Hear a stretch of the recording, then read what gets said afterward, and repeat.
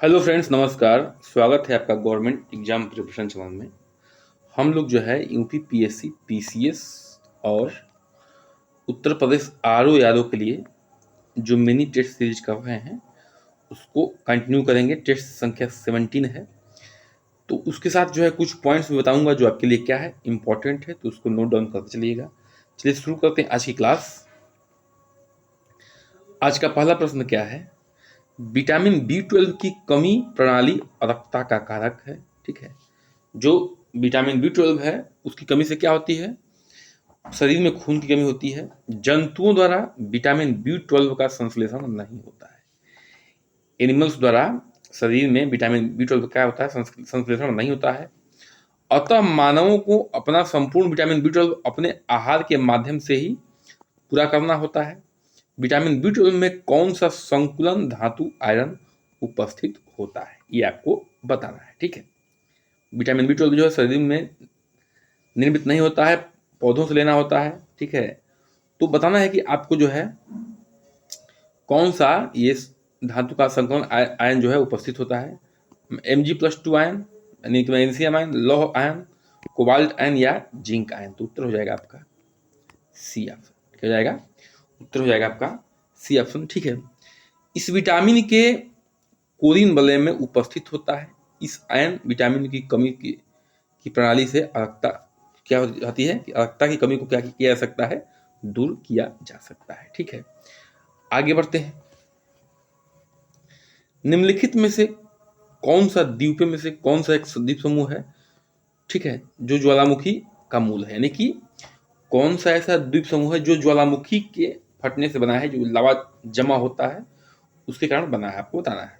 Option है reunion द्वीप, अंडमान और निकोबार द्वीप, लक्षद्वीप समूह या मालदीव। ठीक है, देखिए उसका उत्तर हो जाएगा ए ऑप्शन। रीयूनियन द्वीप जो है क्या है? ज्वालामुखी के फटने से यानी कि लावा वगैरह जमा होने से हुआ है। ठीक है, अब देखिए जो अंडमान और निकोबार द्वीप समूह है ये जलमग्न पर्वत का हिस्सा है। अंडमान और निकोबार द्वीप समूह क्या है? ये जलमग्न, ठीक है, पर्वत है। जलमग्न पर्वत का क्या है? हिस्सा है। अच्छा, लक्षद्वीप और मालदीव कैसे पर्वत बने हुए हैं? जो जो सॉरी लक्षद्वीप और मालदीव जो द्वीप हैं ये कैसे बने हुए हैं? तो ये बने हुए हैं आपके प्रवाल द्वीप समूह। ठीक है, दोनों क्या है? लक्षद्वीप और मालदीव क्या है? प्रवाल द्वीप समूह है। ठीक है, इतना आपको क्या करना है? याद रखना है। तो आशा है समझ में आ रहा होगा। और जो रियूनियन द्वीप है जो कि आपका इस प्रश्न का उत्तर है वो क्या है? तो वो जो है ज्वालामुखी मूल का क्या है? द्वीप है। आगे बढ़ते हैं। निम्नलिखित विटामिनों में से कौन सा एक रक्त के स्कंदन में महत्वपूर्ण भूमिका निभाता है? ठीक है, रक्त का इस स्कंदन है कि थक्का जमना, रक्त का थक्का जमना बहुत ही फेमस प्रश्न है। Vitamin A, vitamin B, vitamin K, vitamin D. ठीक है, तो इसका उत्तर हो जाएगा डी। यानी कि विटामिन के जो है रक्त को क्या करता है? थक्का जमाता है। विटामिन ए रतौंधी दूर करता है। विटामिन बी बेरी बेरी को दूर करता है, मतलब कि अगर उसका डाइट लेते हैं तो।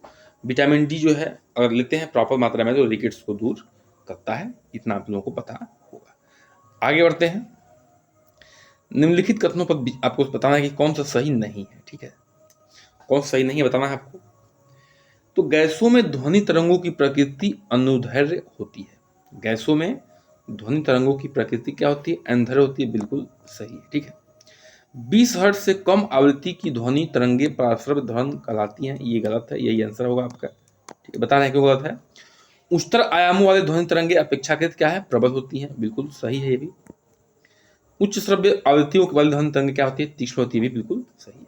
देखिए समझने वाली बात यह है इसमें कि 20 हर्ट्ज से कम आवृत्ति वाली ध्वनि को क्या कहते हैं? अपश्रव्य ध्वनि कहते हैं। ठीक है, जो 20 हर्ट्ज से कम होती हैं वो कौन सी होती हैं? वो होती हैं अपश्रव्य ध्वनि। ठीक है, और जो 20 किलो हर्ट्ज से अधिक होती है वो होता है पराध्वनि। जो 20 किलो हर्ट्ज, 20 किलो हर्ट्ज जो अधिक होता है उसे कहते हैं पराध्वनिक। तो आशा है कि आपको समझ में ये चीज़ें आ रही होंगी। आगे बढ़ते हैं। अब देखिए अगला प्रश्न क्या है, स्टेलेकाइट और स्टेलेग्माइट, ठीक है।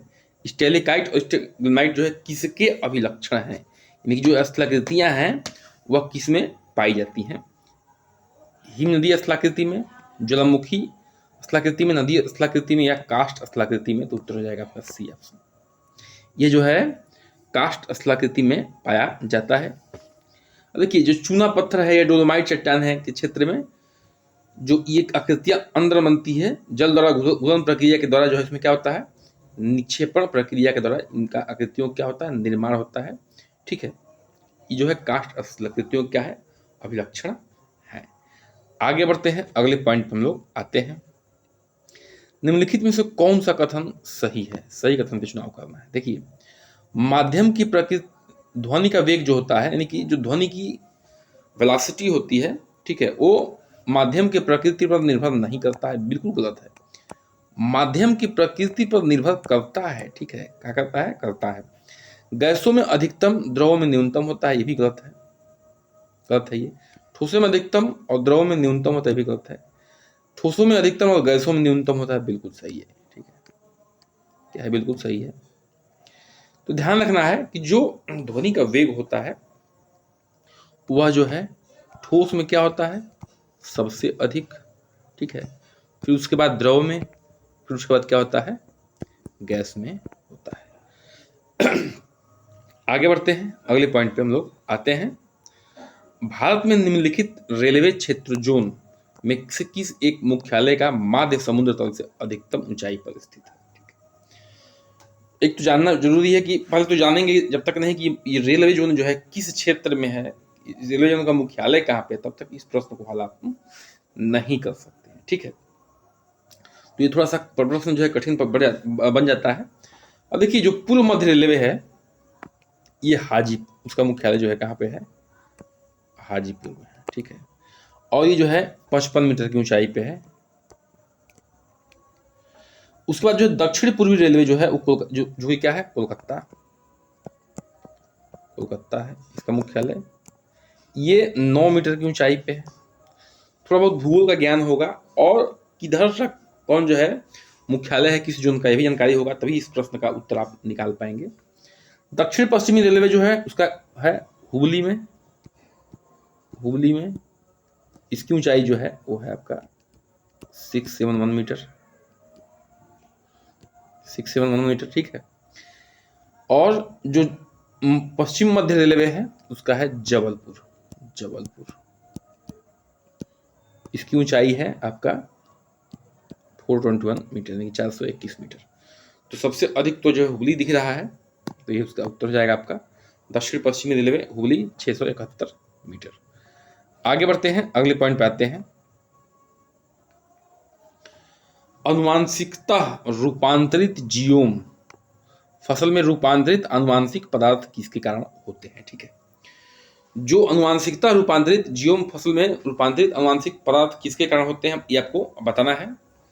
देखिए नए लाभदायक डीएनए के आगमन, विद्यमान हानिकारक डीएनए का निष्कासन, आरएनए का आगमन, नए विशेषकों का आगमन। तो जो इसका उत्तर होगा वो होगा ऑप्शन डी, यानी कि पहला सही है, सही उत्तर चूज करना है, दूसरा सही है और चौथा सही है, ये सही नहीं है, ठीक है। तो इस जो अनुवांशिकता फसलों में रूपांतरण होता है वह जो है इन्हीं कारणों से होता है, ठीक है। तो इसको आपको ध्यान रखना है। अगले पॉइंट पे आते हैं। ब्रह्मपुत्र और सतलुज नदियों पर अंतर्राष्ट्रीय सहयोग के अंतर्गत निम्नलिखित में से किस एक देश के साथ भारत में समझौता ज्ञापन पर हस्ताक्षर किए गए हैं, ठीक है। ब्रह्मपुत्र और सतलुज नदी के अंतर्राष्ट्रीय सहयोग के अंतर्गत निम्नलिखित में से किस देश के साथ भारत का समझौता हुआ है, ये आपको बताना है। पाकिस्तान, चीन, नेपाल या बांग्लादेश? तो उत्तर हो जाएगा बी ऑप्शन, चीन के साथ हुआ है, ठीक है। देखिए ये जो है समझौता कब हुआ था, 2013 में हुआ था। कब हुआ था? 2013 में हुआ था। और इसके अंतर्गत जो है ये समझौता हुआ है, ठीक है। किसके बीच में? भारत और चाइना के बीच में। आगे बढ़ते हैं, नेक्स्ट पॉइंट पे हम लोग आते हैं। प्राकृतिक रूप से स्वयं न हो पाने की स्थिति में कृत्रिम वीर्यसेचन कराया जाता है।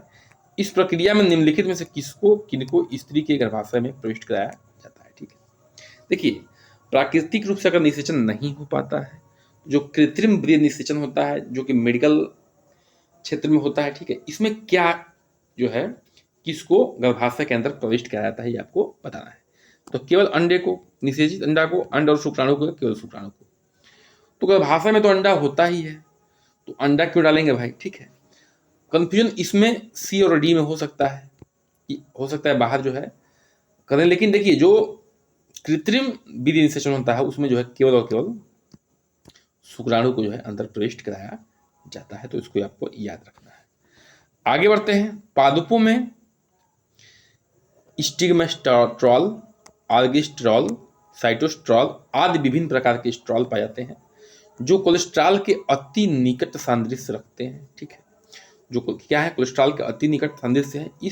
इन पादप स्ट्रॉल की सामूहिक रूप से क्या कहते हैं, तो फाइटोस्ट्रॉल, कैल्सीफेरॉल, लिमिस्ट्रॉल या आर्गो कैल्सीफेरॉल। ठीक है, देखिए जो भी ये सब आते हैं, ठीक है, तीनों ये किसके अंतर्गत आते हैं वो आते हैं फाइटोस्टेरॉल के अंतर्गत। ठीक है, तो आपको ये चीजें आपको याद रखनी है। आगे बढ़ते हैं, अगले प्रश्न पे आते हैं। ठीक है, निम्नलिखित पर विचार करना है आपको। ठीक है, भारत में अधिकांश कोयला और फेरस खनिज समूह विंध्य के दक्षिणी प्रायद्वीप में मिलते हैं। ठीक है, ये आपको बताना है। ठीक है, तो ये इसमें आप देख सकते हैं कि जो भारत में अधिकांश कोयला और फेरस खनिज समूह विंध्य के दक्षिण में प्रायद्वीप मिलते हैं, तो ये बिल्कुल गलत है। ठीक है, ये कहाँ मिलते हैं, देखिए जो भारत में अधिकांश कोयला और फेरस के खनिज समूह जो पाए जाते हैं वो उत्तरी पूर्वीय पठारी प्रदेश में पाए जाते हैं। ठीक है, कहाँ पाए जाते हैं, उत्तर पूर्वी पठारी क्षेत्र में। ठीक है, उत्तर पूर्वी पठारी क्षेत्र में पाया जाता है, जिसमें क्या है, जिसमें कि आपके जो है अंतर्गत छोटा जो नागपुर है, छोटा नागपुर वाला क्षेत्र। ठीक है, छोटा नागपुर वाला क्षेत्र,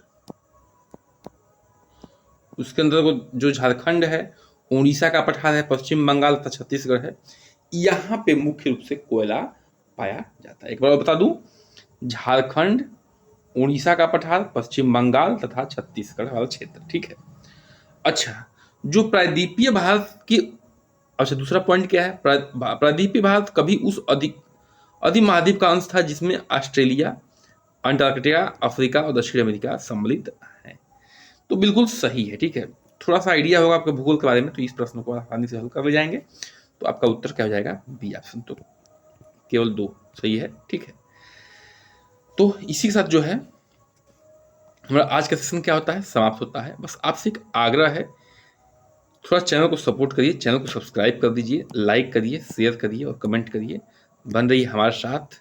नमस्कार, जय हिंद।